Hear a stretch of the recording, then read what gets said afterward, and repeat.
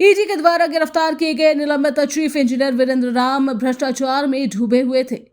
भ्रष्टाचार का आलम यह था कि वीरेंद्र राम ने मात्र 3 महीने में ही एक कंपनी से 4.50 करोड़ कमीशन वसूल लिए थे। वीरेंद्र राम के पास इतने ज्यादा पैसे थे कि उसके बच्चों के अकाउंट में एक बार में करोड़ रुपए तक डाला जाता था। झारखंड सरकार के ग्रामीण कार्य विकास विभाग के निलंबित चीफ इंजीनियर वीरेंद्र राम की अवैध कमाई और करतूतों से ईडी ने पर्दा उठाया है। ईडी ने 76 पन्नों की शुरुआती जांच रिपोर्ट में वीरेंद्र राम की कमीशनखोरी, अचल संपत्ति में निवेश के लिए आपराधिक साजिश, परिवार के बेहिसाब खर्चे और लाइफस्टाइल तक का भी जिक्र किया है। रिपोर्ट में जिक्र है कि वीरेंद्र राम ने टेंडर के कमीशन के तौर पर Messrs Lords Infracon Private Limited निदेशक महेंद्र गोप से नवंबर 2022 से जनवरी 2023 के बीच 4.50 करोड़ का कमीशन लिया।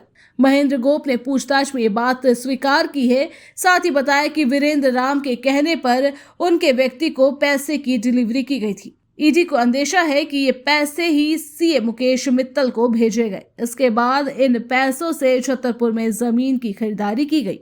महेंद्र गोप ने स्वीकार किया कि वीरेंद्र राम की पत्नी राजकुमारी भी इस समय उनसे गाड़ियों की डिमांड करती थी। वीरेंद्र राम के बच्चे भी उसी की काली कमाई को जमकर उड़ाते थे।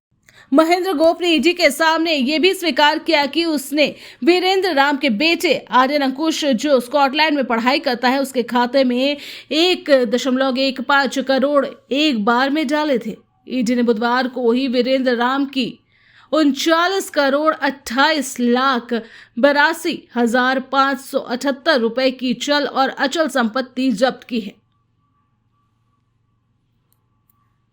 ईडी ने जो संपत्ति जब्त की है वो पद पर रहते हुए टेंडर में कमीशन के तौर पर उगाही से अर्जित की गई बताई जाती। ईडी ने वीरेंद्र राम, उनकी पत्नी राजकुमारी, पिता गोंदा राम, बेटे अंकुश आर्यन की रांची, जमशेदपुर, दिल्ली के फ्लैट, डुप्लेक्स और बंगलों को भी जब्त किया है। ईडी ने एक्सिस और कैनरा बैंक में 3 बैंक खातों में जमा 36 लाख रुपए भी जब्त किए हैं। ब्यूरो रिपोर्ट, सब रंग समाचार।